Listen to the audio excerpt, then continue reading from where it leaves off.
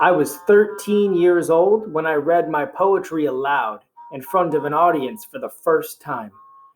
The event took place at the County Cullen Library in New York City, a local branch named after one of the leading poets of the Harlem Renaissance.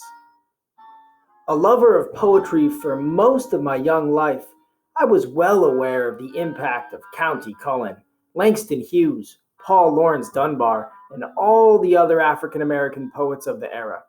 After all, I was a young poet born in the very Harlem from which many of their careers were launched. As I ascended the stage that day, I felt as if I were stepping into the stream of the Renaissance poets who had come before me. I feel their weight and their influence still. The elegance and power of their poetry gave me wings. At the beginning of my career, my focus was on prose and poetry for the adult market. Reading my work at college campuses, I often shared the stage with the likes of Nikki Giovanni, Sonia Sanchez, and Amiri Baraka. Ultimately, though, I switched my emphasis to literature for children and young adults. Nonetheless, the poets of the Harlem Renaissance remained my primary influences.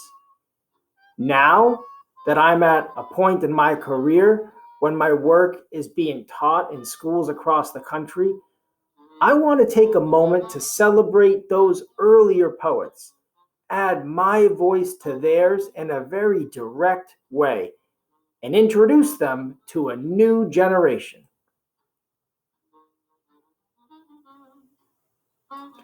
Mother to Son is one of the best known and best loved poems by Langston Hughes. For years, I thought the poem was titled The Crystal Stair because the phrase, no crystal stair, repeated twice in the poem, is one that lingers in my memory. Life for me, wrote Hughes, ain't been no crystal stair. I could say the same. I'm sure that's one of the reasons this poem is so dear to me.